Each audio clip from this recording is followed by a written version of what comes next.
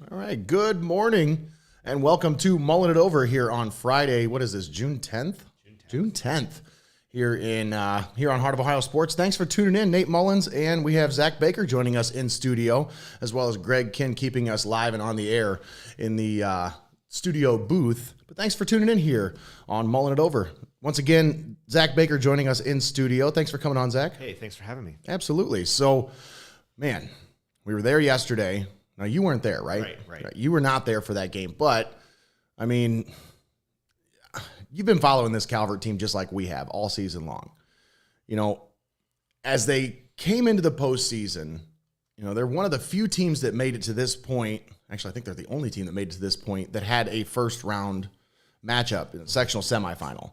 So, to make it to this point, I think, you know, they've got to be feeling at this point when they get to Canal Park yesterday. I know that Matt Coleman had his guys focused. He had them ready to play. But do you think there was any sense of just a happy to be there moment yesterday? Because it felt like, you know, maybe the stage was just a little bit too big at times. Well, I mean, I think that maybe I don't know. I mean, only because I would say Lincoln View's been kind of doing this to people all year. Yeah.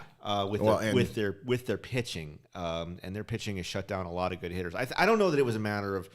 Because I think Matt has been doing it long enough, and enough people have been around long enough to know that, you know, you don't get these opportunities all the time. That's right. And you can't just assume that, you know, because you got there, that's a victory. I would think that they were as focused as they could be to win. Oh yeah. You know, and I think that, you know, Matt knows. I mean, hey, the first time I talked to Matt Coleman ever was in 2005. Yep. The year before, Gibsonburg had entered the tournament with a losing record and ended up winning state. So he knows, and baseball I don't think baseball is the type of game where you say, you know, you can be happy to be somewhere, because no matter how dominant a pitcher is, the pitcher can have a bad day. That's right. Guys can have a bad day. For a really good team, guys can have you can have guys step up who do things who haven't done things as much all year. That's just the nature of baseball. I think the real culprit yesterday, I don't think it was anything that was, you know, there was no real intangible, I think, that beat him. I think it was just that the pitcher, Ebel, I thought, you know, the number 2 pitcher, and we had seen him over at the Courier. We had seen him against Lipsick, and Lipsick had a great year in the regional semi. They did the same thing. They started their number 2 in the regional semi, and when you have a 1-2 punch like that, like the Lancers have, that's difficult to come back from. And I think it's just a matter of a really good pitcher shutting down what had been a very, very hot offense. Yeah, and the only reason I say that is because as we're leaving yesterday, I kind of hear from one of the media guys is sitting there putting together a story as he's talking to one of his other media friends, and kind of, I get the sense they were just kind of happy to be here. And I'm like, that's not at all what the case was. And that's kind of why I wanted to ask you that question first, because I don't think that was the case at all. I think these guys were prepared. They were ready to play, and they came into that with some confidence. You could tell. People, I think people say that, like, that just happy to be their thing. I don't know. I mean, I think that they could have been, if you look at Calvert, they could have been happy just to be out of the district semis. Yeah. That game took 10 innings. You know, they could have been happy just to. There were a lot of moments in this postseason run where you could have said, well, nobody expected us to get this far. I mean, exactly. So people say that a lot. I know, after a and loss. it drives me It's nuts. just, That's why I wanted to say it. I think I wanted to come out with it because I was you like, you try to rationalize a result, you know, and say like, well, they were this way, and I don't think, knowing Matt Coleman and knowing the way that Calvert played this season, and the fact that Calvert's not exactly, you know, they had a big year last year too. Yeah, it's not like this came out of nowhere. I mean, they have a lot of talent. So, what's to say you can't win one more baseball game? The stakes are different. Everything is, you know, you're playing at Canal Park. I mean, there's guys who play there. You know, they're AA players. I'm sure that something like that, you know, it could be anxiety, but how much more anxiety is it going to be than a regional semifinal game? Right. You know, because those ballparks are bigger too. Yep. I think sometimes it's just a matter of, you know, there's an old saying in baseball, momentum is the next day's starting pitcher. And I think that that's a great saying. And yeah, and I think that's just what it was. I mean, I don't think Lipsick was overwhelmed a week earlier when they played a game that actually went very similar for Lipsick that it did for Calvert. So I don't think that it was anything like that. I just think that they ran into a really strong pitching staff. Yeah, and so this Tiffin Calvert team had a magical run. I mean, I keep bringing this stat up because Matt Coleman brought it up to me, and since then I've just been like, wow, this team was 7-11 at one point. And since that point, they won, 10 out of their last 12 games or, 11 out of their last 13. I mean, you talk about this kind of a run. I mean, at the beginning of the season, a lot of these teams that were playing them, they're playing one-run games. They're losing some of these games. It's got to be frustrating as a coaching staff. But every time I talk with Matt Coleman during the beginning of the season, he's like, I'd tell him, all right, well, we'll see you at the next game. And he'd say, all right, well, hopefully we can get into a rhythm and we can get some hits going. And because he just had this confidence, like, we're not playing well right now, but I can see it. It's coming. There's going to be a breakthrough moment. And it happened at the end of the year exactly when you want it to happen. Now, is that a product of just patience and persistence, or is that just making adjustments and the coaching staff realizing, who's the right guy at the right position and just kind of mixing things together the right way? Well, baseball's kind of an interesting sport to begin with because of the fact that it is a game of, usually at every other level, it's a game of series and trying to, over the stretch of a long period of time. In high school baseball, it's you get one shot.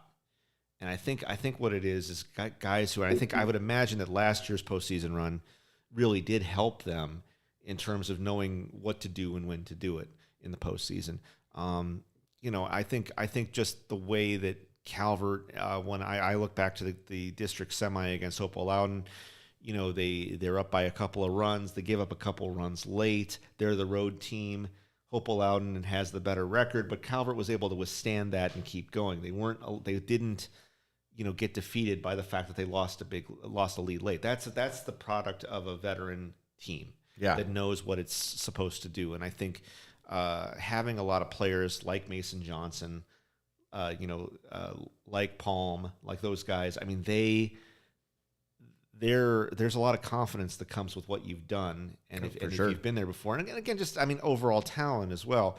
I don't think that anybody really expected them to get to state, but I also think that, once you start rolling and baseball, maybe more so than any other sport that we cover, it is so dependent on that momentum, on that confidence. And when teams play with confidence, you can see it. When teams don't play with confidence, you can see it.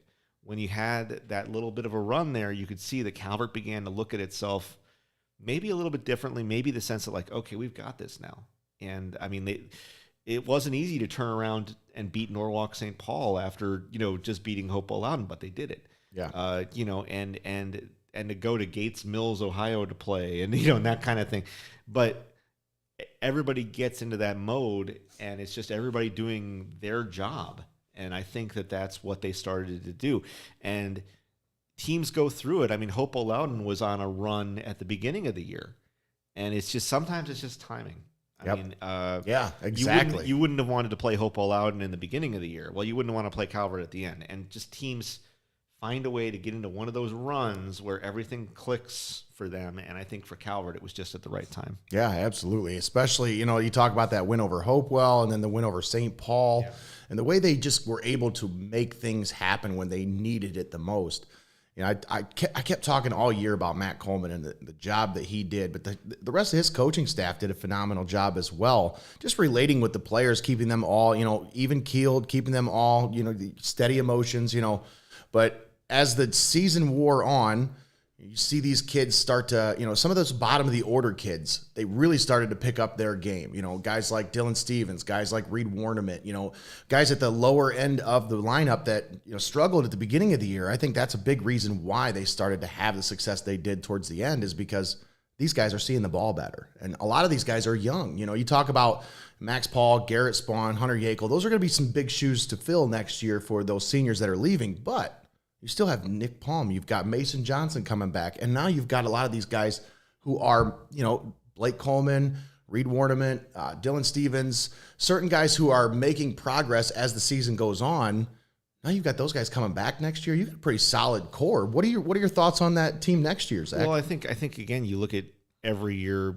Every year you lose people. Yeah. Last year, Calvert. Last Nick year, Seifert. I think there was a belief last year that, oh man, they lost a lot of kids. And again, this year, I think it's one of those deals too. I mean, if you look at Lincoln View and Lipsick, both of those teams were in the regional a year ago. Yep. And so I think that one of the things with baseball is that you set the standard, and maybe that standard continues, especially with the type of talent that we've seen in Tiffin baseball. There's been a lot of, Tiffin has a Legion team now. Yeah. Didn't used to have a Legion team. Tiffin has, there's a strong little league. I mean, everything else. So it all kind of builds together. I think these kids, what happens is a lot of these kids who are coming into new situations, they're used to playing in big games. Yeah. And I think that you can sort of feel it. I think a lot of times, and also, in a season, like you look at like Old Fort, for instance, I mean, they had a really good comeback year this year. Yeah, for sure. But they started a couple of years ago, basically started from the bottom. But they're building not only for a season, sometimes, you'll hear about it and they'll say, well, you knew they were going to be good in a couple of years because these kids were coming up. And remember when Calvert won its first state championship in volleyball a few years ago? And my first question at that time was, is this going to be a one-shot deal, or is this going to be something where they're going to be contending for more state titles? Well, as it turns out, they won the state title two years later. They've been in regionals every year since then. And so there's always that possibility that you set the new standard and everybody comes up trying to meet that standard when they come into the program, and there are certain things that are expected that maybe weren't expected 5 years earlier. Yeah. There's just a level of success that is expected. I think you see that at Lincoln View.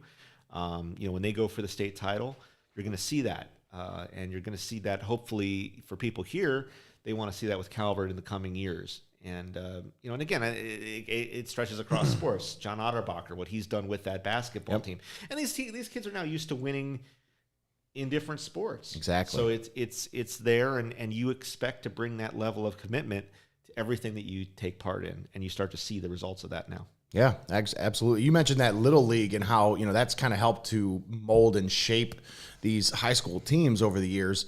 Right across the street, you talk about Tiffin Columbian. They had a magical run this year, cut short at the end. That's a team that when you looked at them and the way they were able to knock off the number one team in the state, and then they pretty much did knock off the defending state champion Hoban.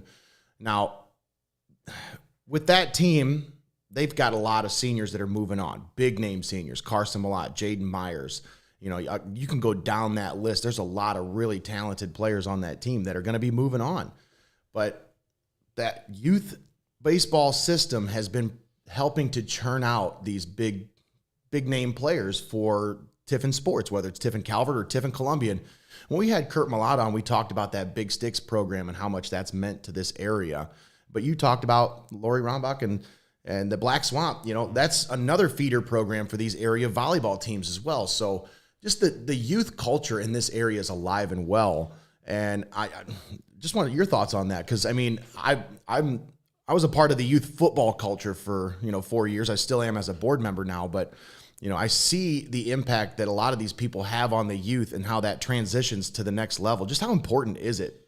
Well, I think it's important because I think you have to get people who are interested in the ground level, interested in the development, and I think that's a big part of it.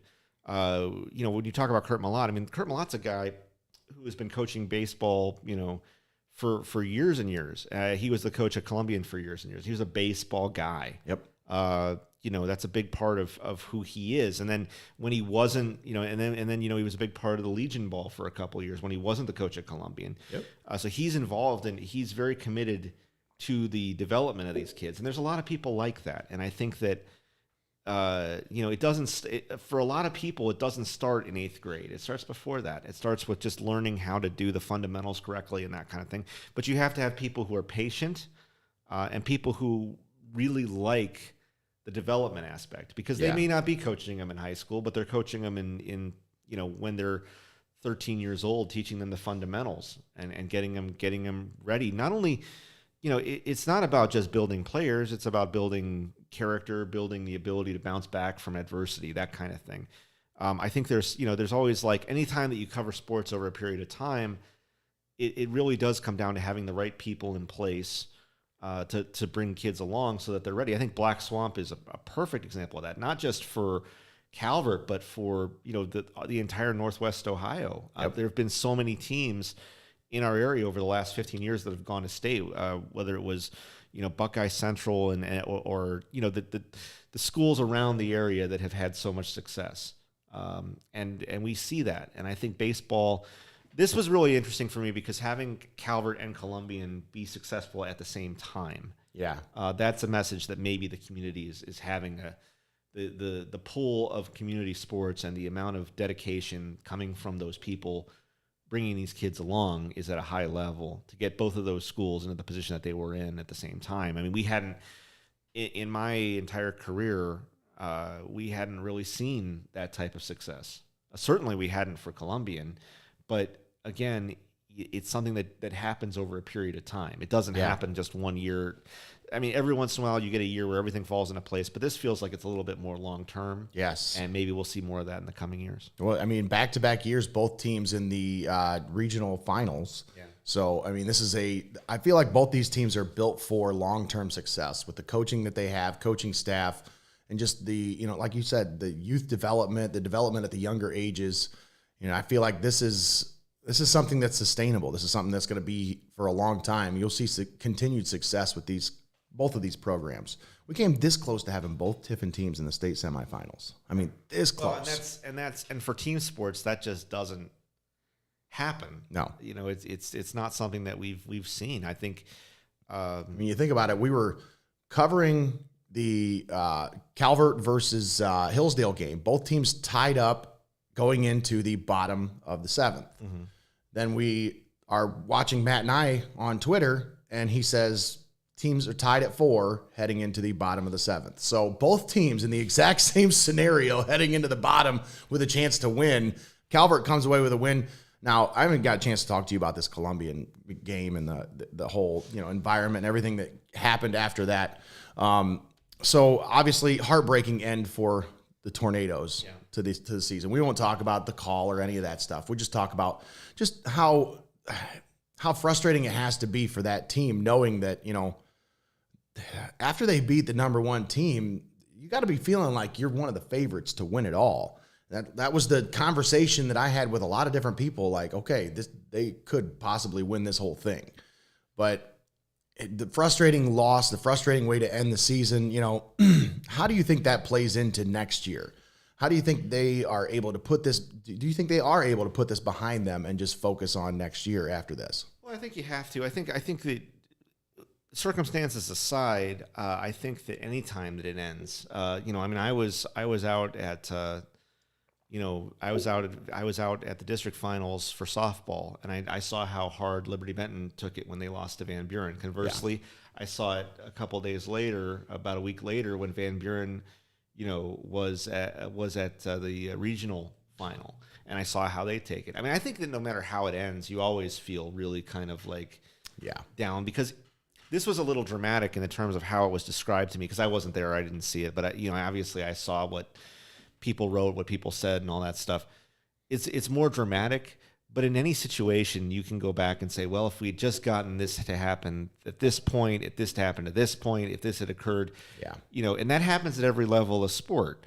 I think that one of the things that occurs is, like, even in a game like yesterday, where the score was like 7-1, I think was the final. 8-1. 8-1. I mean, even in a game like that, you say, well, we got guys on in the first inning. If we get maybe one hit, we push one run across, you give us the lead.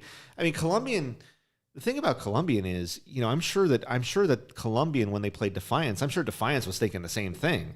When Defiance lost to Columbian, it's like, we held them to one hit and we lost. Yeah. So that's kind of the nature, and it's how it is when you lose it.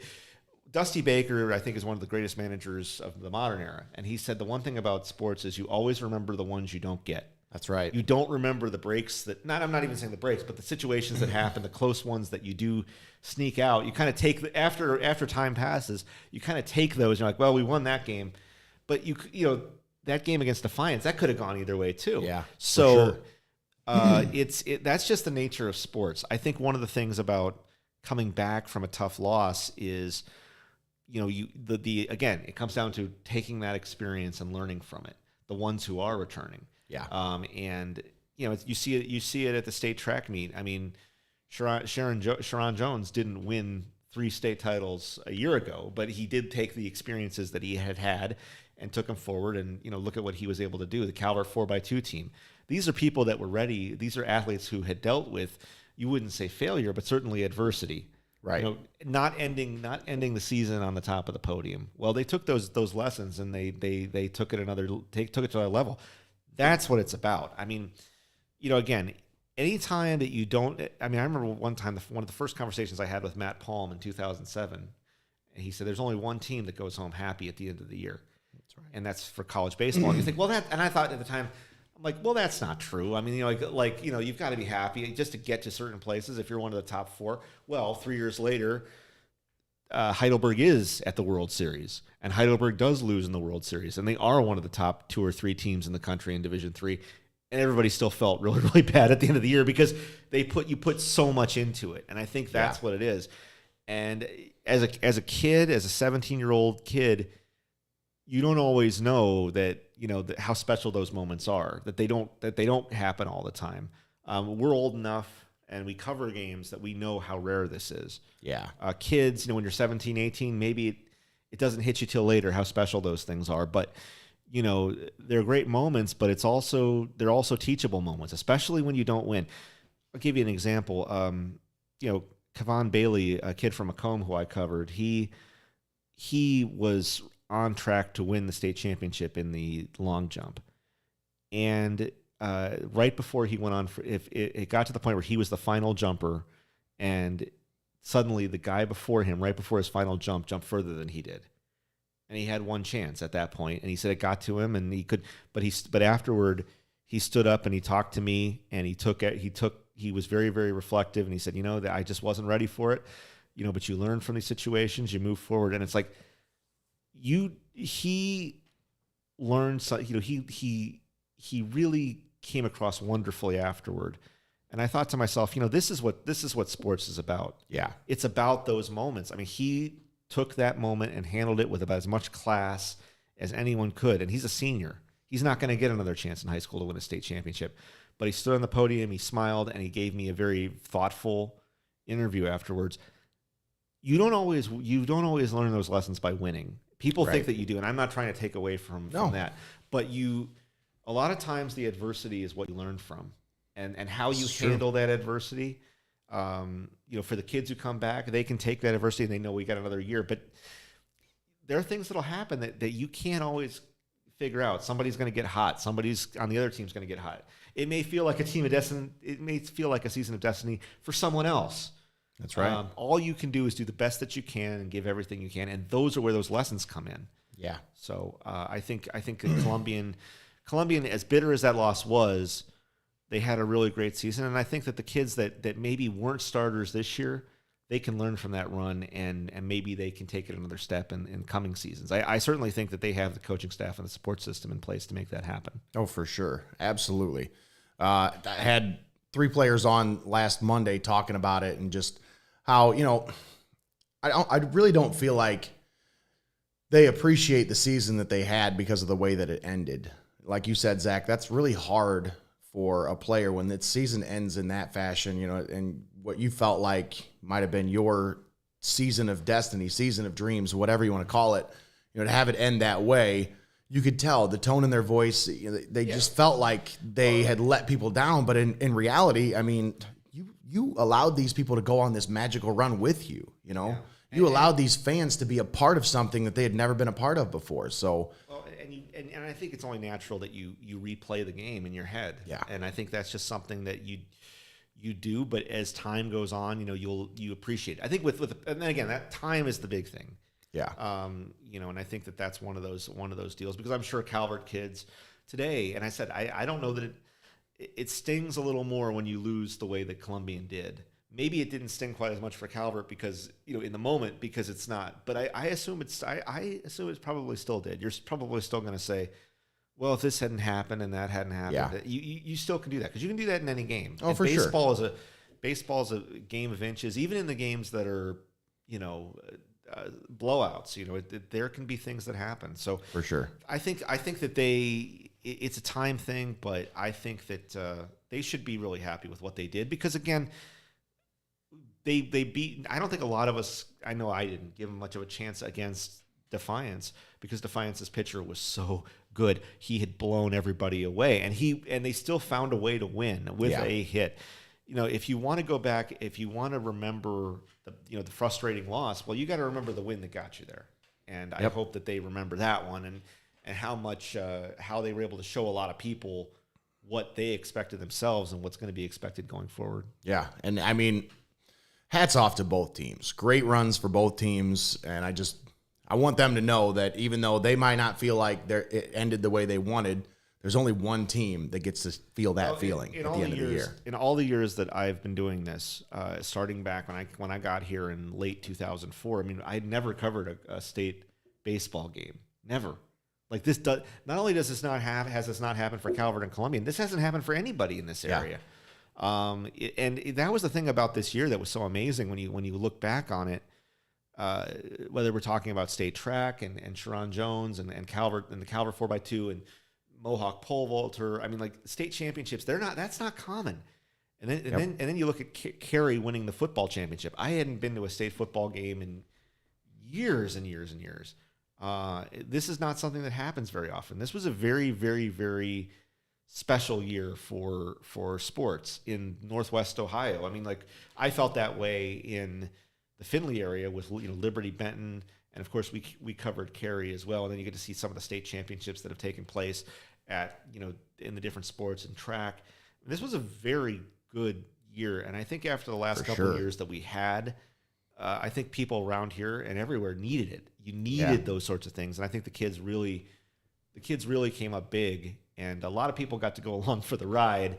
Whether it's the reporters or the announcers like us or the fans, you really can get caught up in it, and it's a lot of fun. But it was a year that I think there was just so many big things that occurred, and that you don't usually see in any year, and we saw so many of them in one year. Oh, absolutely.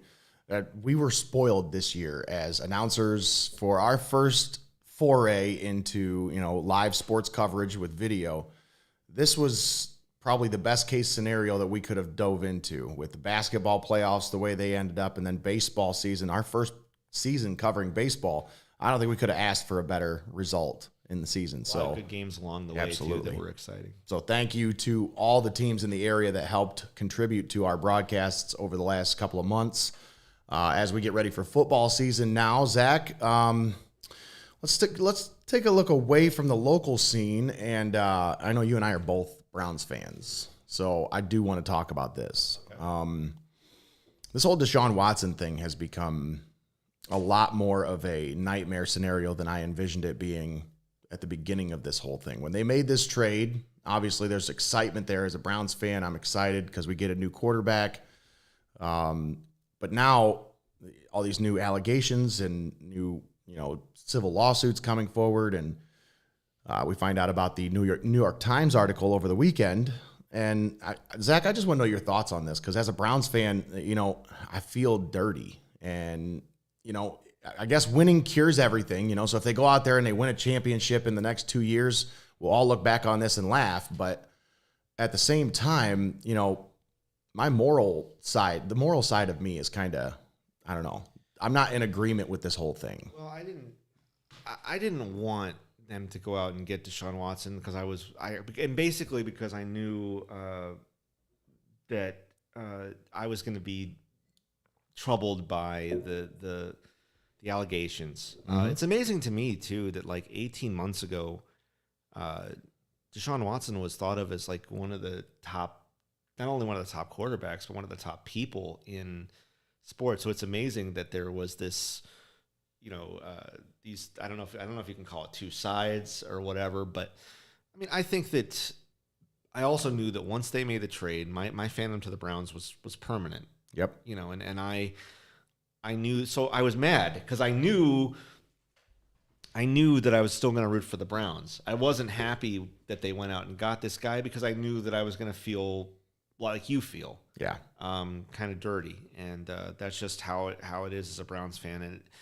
it's not. That's how it is as a Browns fan. Yeah, I that's don't a great way to put it. I don't think right I meant there. it to come out like that, but yeah, that's how it is. Sometimes you just everything has gone wrong for us for so long, and then when something finally looks like it might go right, nope, it goes wrong. But but I mean, like at the end of the day, it's like this is very troubling behavior, because even if no laws were broken, and it's maybe you have to go a long way to believe that, it's still kind of not great. It's not great behavior either way, and I think that's the troubling thing. I don't know. The Browns made this decision to go out and get Deshaun Watson, and they knew.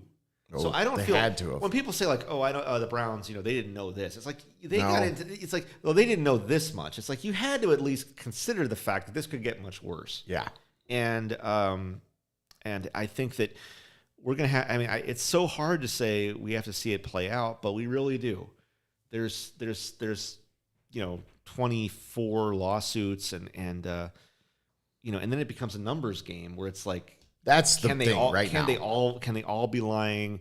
Can some of them be lying? And then we end up talking about, but there's so much more to it.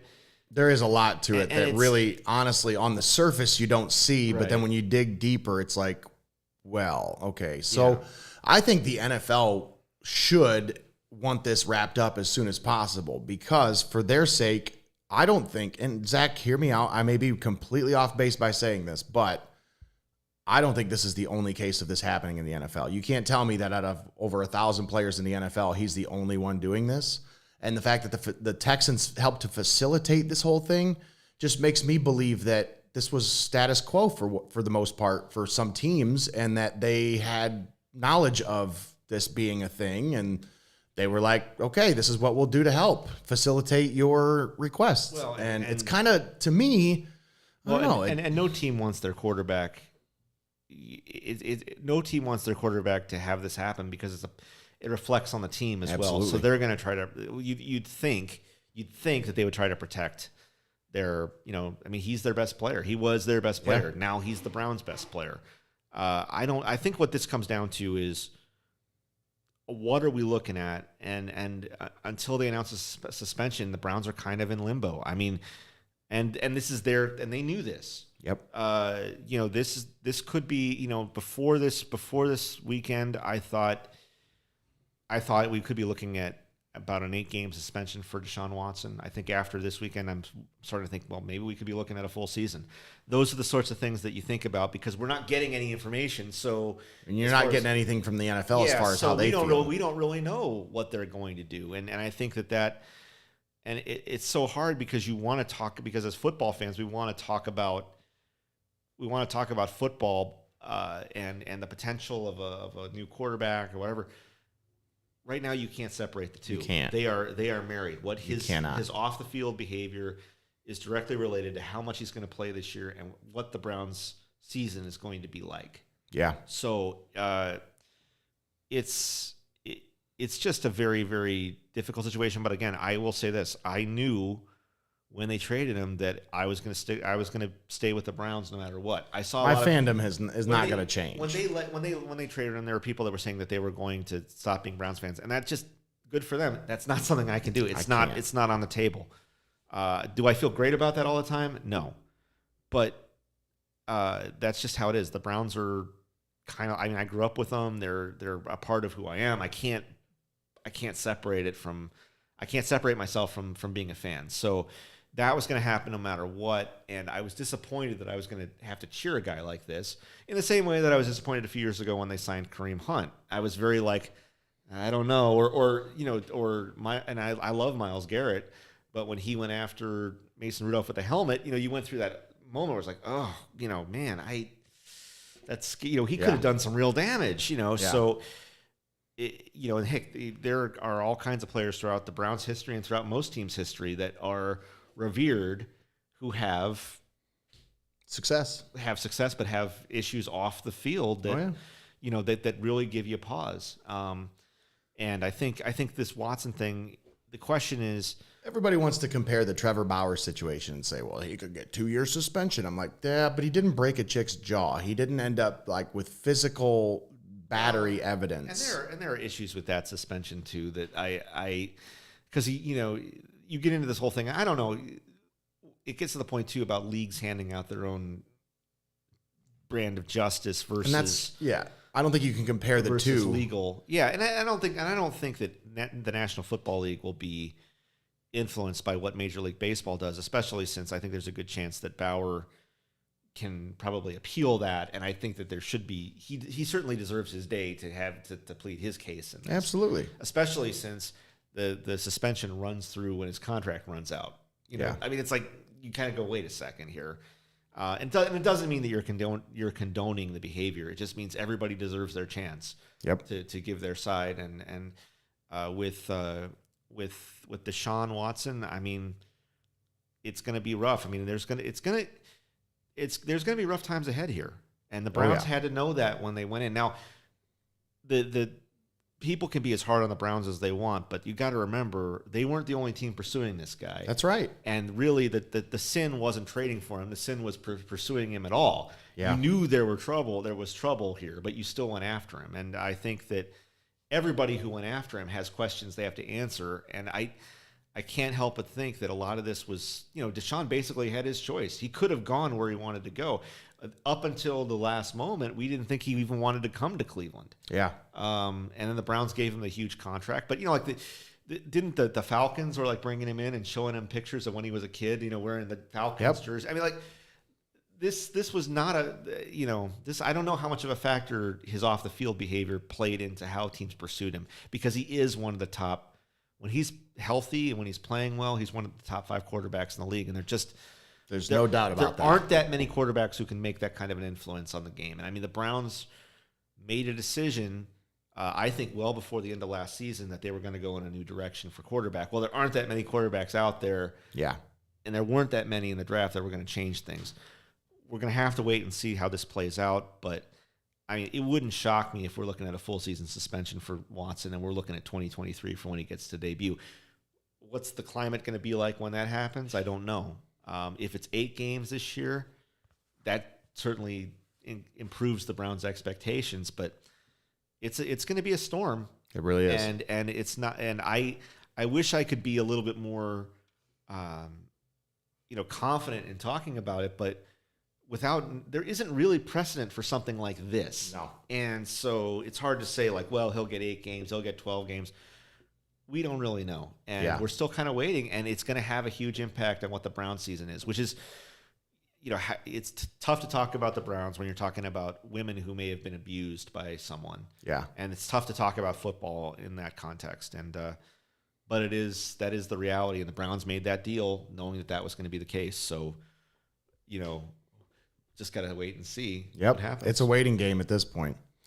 All right, Zach, any other thoughts that you want to talk about? Any shout-outs you want to give here before we wrap things up? I think we've done a pretty good job touching base on the local baseball season. Softball also, great season for a couple of local teams, a couple of all Ohio softball players. We gave them recognition on our Facebook page. But, I mean, what a great season for local sports. Well, it was, and I think too, from my point of view, you look back at this season, and again, the state track meet, which is an incredible event to cover, and we had so much going on down there.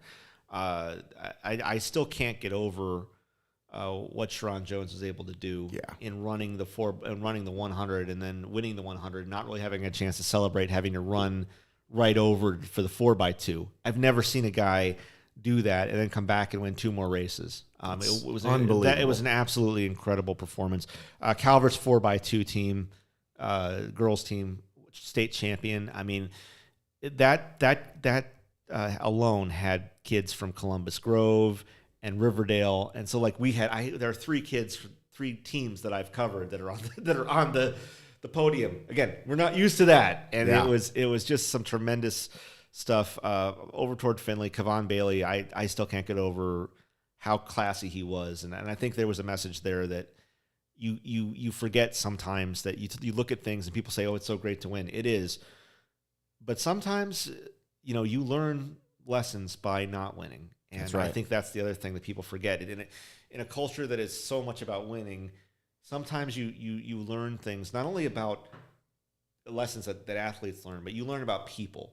Yeah. And what I learned about Kaman Bailey, what type of person he was, by the way he handled that, was something special. And maybe you learn something too about, the way that Calvert handles things when things don't go their way, or how Columbia, sure. you learn. It reveals a lot about your character, and that's what they talk about, right? That's what these opening things are about. It's like that's the essence of high school sports, and you can be very cynical about it. But I will say this too, and just one last point for me is, ever since the COVID year, I've seen from the athletes so much sportsmanship between teams. Yeah. And I think that the reason is that kids know that it can be taken away. True. And you see, and we never thought that sports. I don't know that we ever anticipated a scenario where sports would be gone for several months on end, and then entire seasons would be wiped out, and seniors wouldn't get to be at a state in a track meet. They wouldn't get to run their senior year. They wouldn't get to play baseball their senior year, or softball. We didn't know that was going to happen. And I will say that one of the things that I think has happened, especially with athletes, is I think you see an appreciation for it, just being able to do it, and how happy they are to be out there. Because unlike a lot of people, unlike our generation and many generations before, they know what it's like to be taken away. Yeah. And, to this day, as far as athletes go, I don't know that high school, I still feel so bad for those seniors of 2020 who had their senior year taken away, because how much does your senior year, the trips that you take, the people you meet, the maturity, all the things you go through, to have all that and not be able to do it, it's crushing. And and I think the kids that were younger saw that and learned from that, and they understand that it's important to compete, but it's also important to compete the right way and appreciate the privilege of being out there and the privilege of competing against other kids. It's just, I remember I was doing a Macomb Arlington football game. I saw so many kids helping up opponents, smacking them on the back. That became the norm.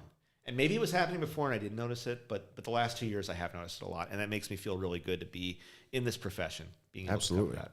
All right. Hey, there you have it from Zach Baker. Some interesting perspective, because he comes from the Findlay area now. He still lives in this area, but covering teams in the Findlay area, he gives you a different perspective on the local scene here in Tiffin, because he has a lot of history covering these teams, but now he sees it from a distance, so it's a little bit more of a outsider's perspective. But we really appreciate the chance for you to come on this morning, Zach. Thanks for spending some time with us. I always appreciate it when I'm on. Thank you. Absolutely. Zach Baker, sports editor at the Findlay Courier, joining us this morning on Mullin It Over. Folks, that's pretty much going to wrap things up for us today. We could talk about news and all that other stuff, but that's boring. Let's just save that for next week. We do have some stuff we want to talk about next week. A lot of stuff on the agenda here on Mullin It Over. So make sure you tune in right here on Heart of Ohio Sports next Monday. Tune in. Stay tuned to the page for the start time, because we're thinking about adjusting our schedule a little bit. But make sure you stay tuned right here on Heart of Ohio Sports. Thanks again to Zach Baker for keeping us entertained during this time period. And thanks to Greg Kinn for keeping us live and on the air, our producer extraordinaire. And thanks to all of you for tuning in. Make sure you share the video and like, follow, and subscribe to us on all of our social media platforms: Facebook, YouTube, Twitch, Twitter, and Instagram. If you're not following us, what's stopping you, folks? Thank you once again for tuning in here on Mullin It Over. Have a great day, everybody.